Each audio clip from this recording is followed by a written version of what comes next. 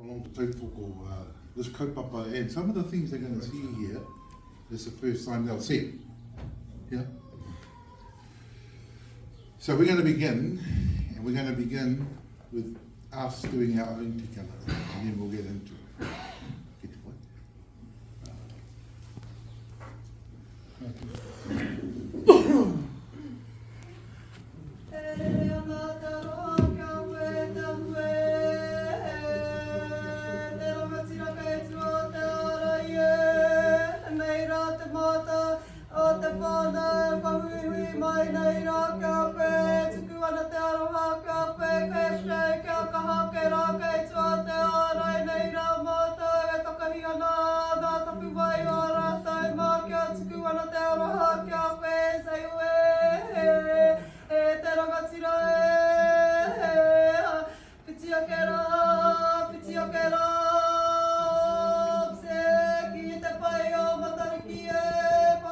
Been murderers. One convicted, one got away with it. You know, it took Wānanga to pull me out. Hey, I wouldn't have been able to get out any other way without sisters. Straight up, sisters, sisters. We deserve to have our voice. We can take our place, we can be heard within our kingdom. There has never been a women's chapter before in the Manawāhine. We're changing that here in the Whakapiripiri kingdom. Life is not easy, it's not, and don't try and make it that way. Life is not there, it never was, it isn't now, and it won't ever be. So the question we've got to ask ourselves is, what success is to us, and what success is to you? Maybe it's a healthy family. Maybe it's a happy marriage. So the basis of the Manawāhine kingdom is all about breaking the cycle. Stop feeding the system. You know, it's a lot easier to build stronger children than it is to repair broken men. This is all part of helping our brothers and sisters with whatever traumas that they're facing.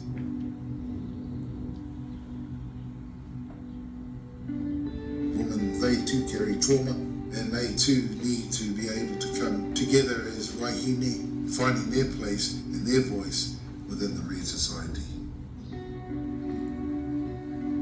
Being the leader of the first Manawāhine chapter is a big deal. You know, we're paving a road for all those wāhine to follow us. You know, this is why I cling to you fellas and Manawāhine so much. You've been the most consistent thing in my life. We got you, sis. Everything else falls off. Manawāhine is forever.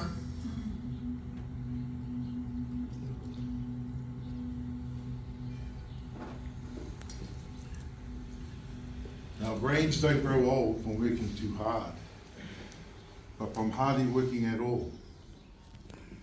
Neuroplasticity, the capacity of our minds to regain or retain flexibility, it's just a matter of exercise.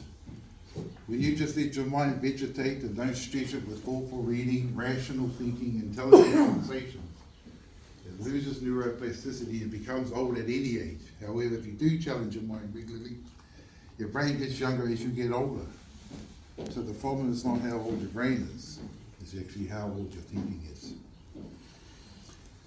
You have seen some stuff there, and the good news is that now, slowly but surely, our women are starting to take their place. When we talk about a chapter, we don't talk about they're going to be walking around with patches and all this kind of carry on. This is all about women empowering women. It is hard to be a Mongol, and it's hard to be us.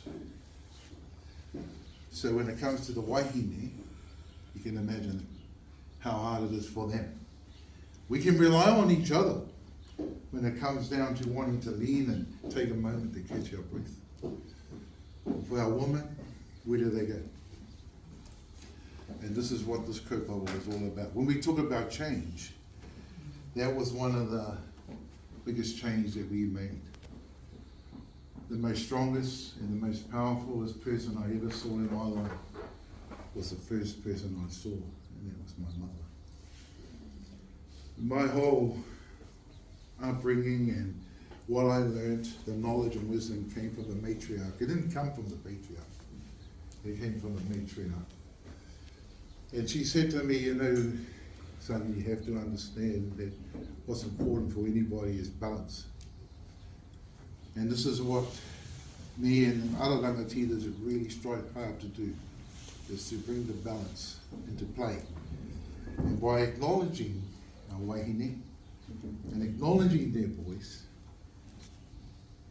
the balance is slowly but surely coming into play. You see a lot of the good stuff now, and this is what happens when media continues to play the old stereotype stuff.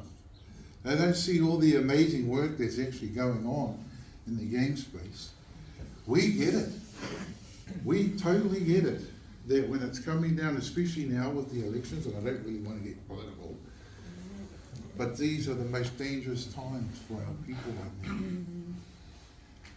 So it's up to us to nurture our babies and to do the best we can to help them find their place in the world. I won't go on too much. There was plenty that I wanted to say, but I was thinking, how do you talk about something that's this long, like that? But allow the video to do the talking, so that you who don't know have a window opportunity to peek in and actually see what's going on. You see here, I brought them in, and these men are amazing men. And you know, I'm telling you right now, the changes that I've seen, you know, it brings a tear to my eye. Because I fought and I fought and I fought.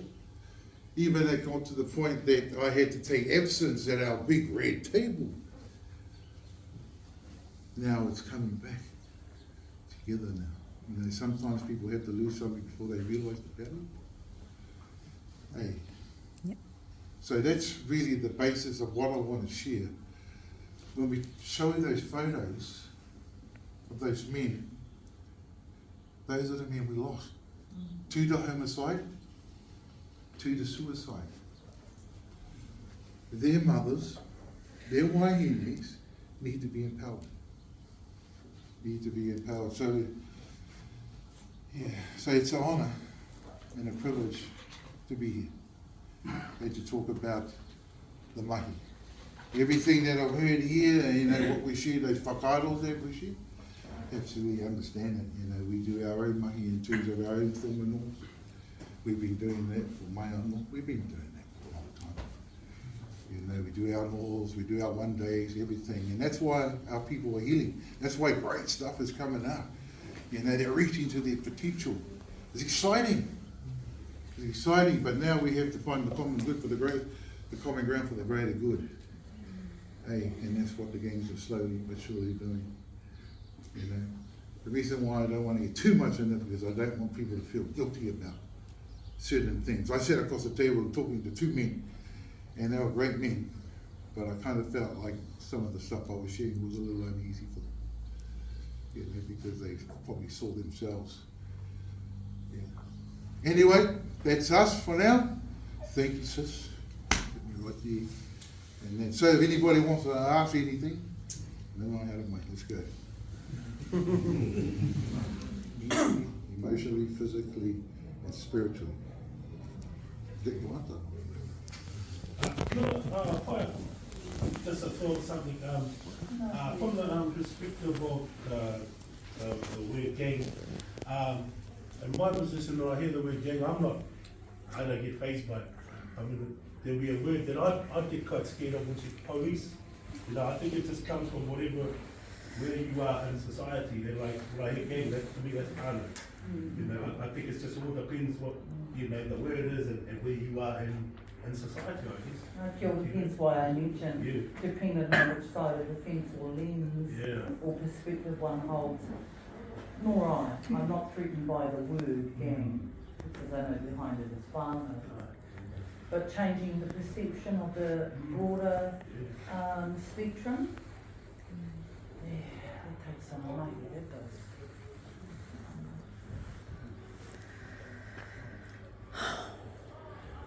Nei rā tine hi kia koutou katoa, ki o ngā mea katoa. Ko Pitawaki te maunga, Karamatai ki te awa, ko Ngai Tai Whakaia, ko Ngāti Puke ko Puiwi. No te whenua o Ngāti Awa ki Whakatohia. Ko Ina Karatahi ahau, kia ora rā.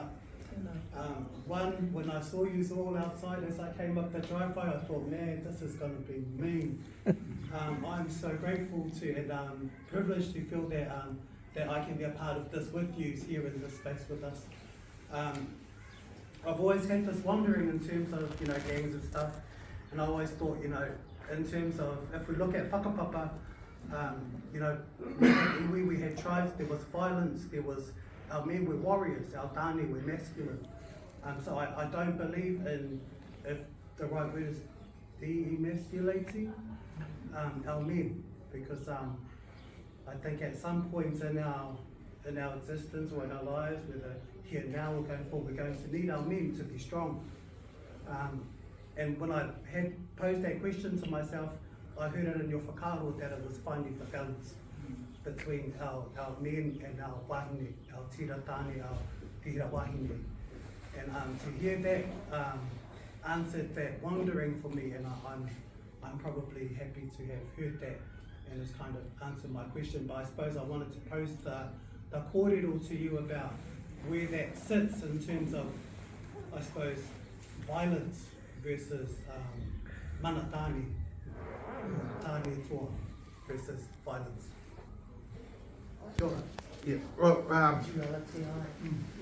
it was like I was saying that we are doing our part in terms of the healing space. Men, being able to share, men being able to find solutions, men finding answers. We're open-minded, we did the potama. Me and the brother over here, we did the whole potama. We didn't do half a potama, we did the whole potama. And I tell you, and just learning that, because our making's a little different when it works with Tāne, and that put a whole new spectrum in terms of how that will resonate with our men, because even our men are real tough and all, they do their feminine side within them, and it's good for them to be in touch with them, because that's where they'll start to, realise that, hey, it's not all about me. Hey, I only gave her a hiding because that's what I saw my father do.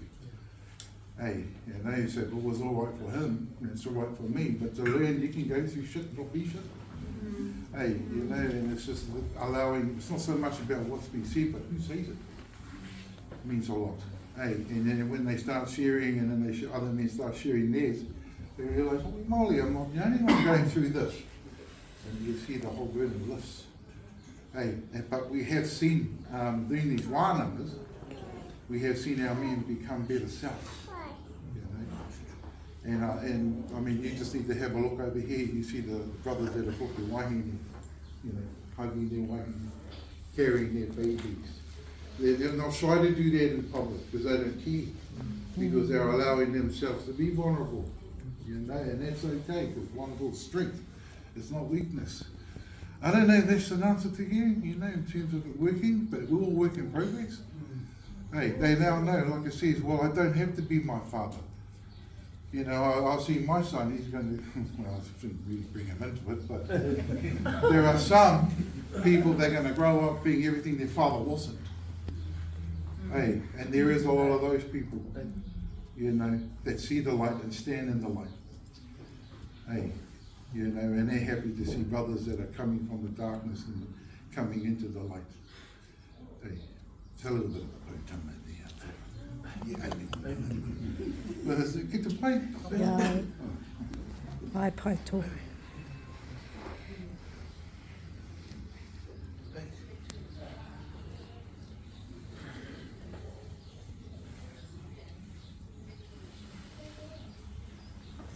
Kare Hauraki, ngā marae, hiana ki tēnei o ngā kare, hera mō Hauraki, amua ki kātou e whiwhi mai nei, no reira tēnā kātou katoa, e mi hiana ki ngā mana, kei ngā kukunga katoa o tēnei kare, no reira.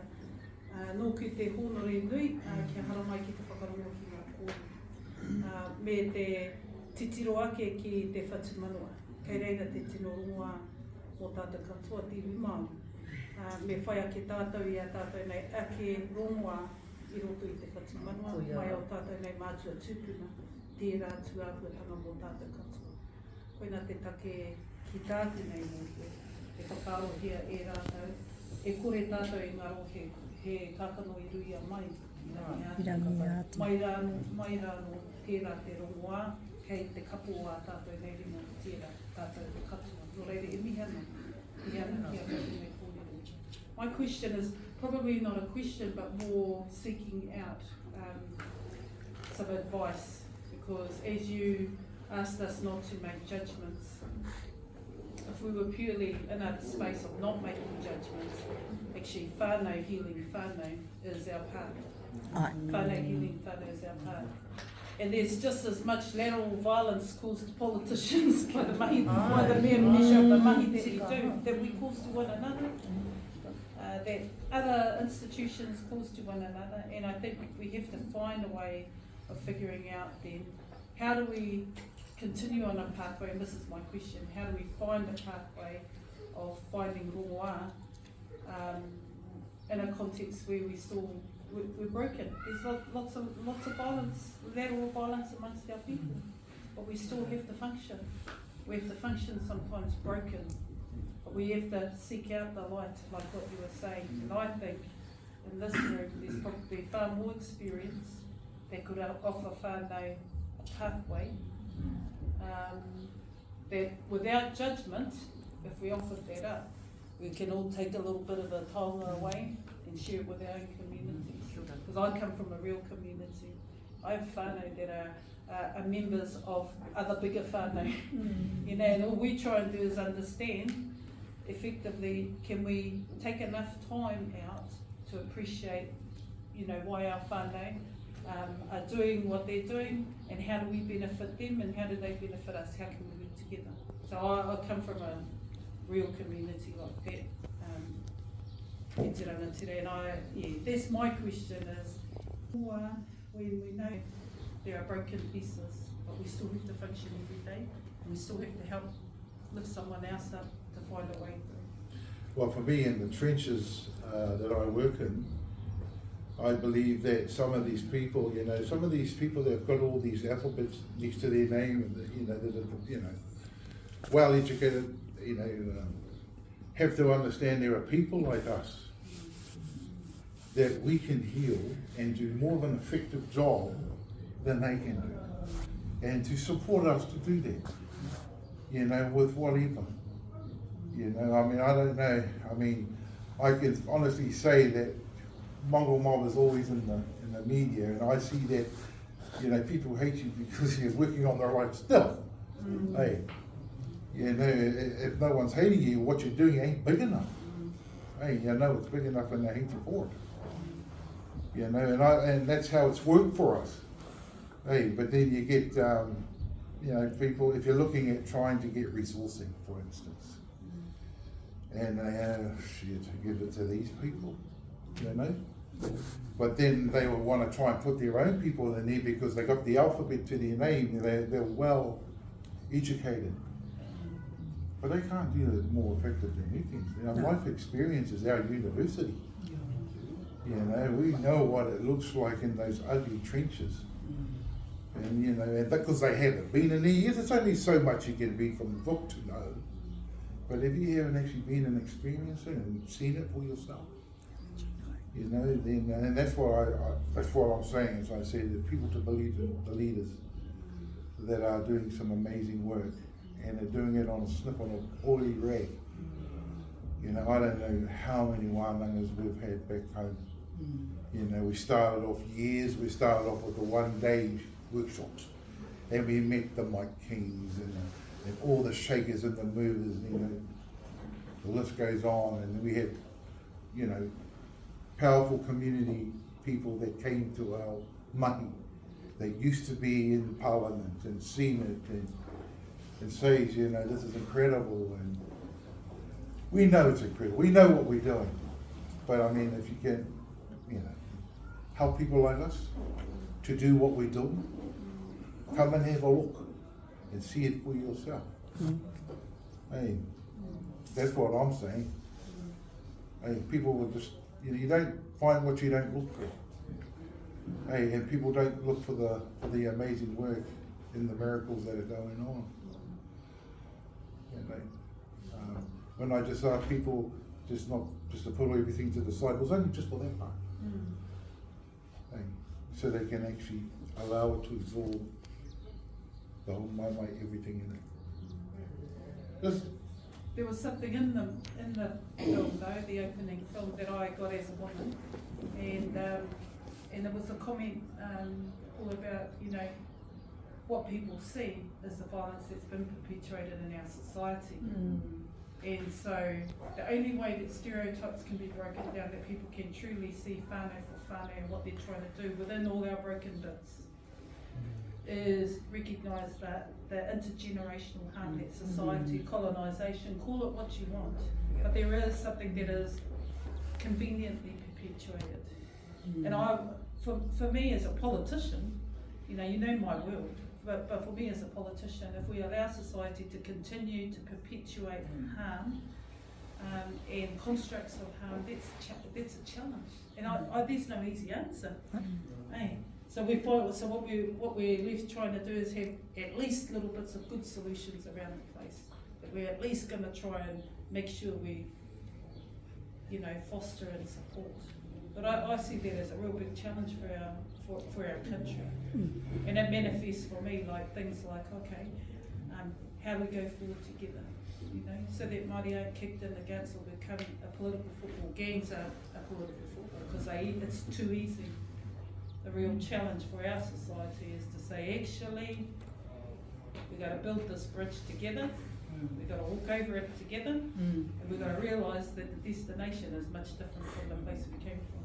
It's that simple. It might be too simple. I don't know. at the end of the day, that handle was given to us by the system here. All right? And because our people are growing up with that handle, they associate with that. We are a whānau. Okay? Mongo Mob is who we are as a people that's made up of different hatu spread throughout Aotearoa, come together to create the union. Our whānau. So we are a whānau. Hey. So, but when you're educating, when you're doing your best to enlighten our people so that they're able to understand what you're saying, you use that for now. But later on, that will be ousted once our people are educated and say, oh, we are on fire.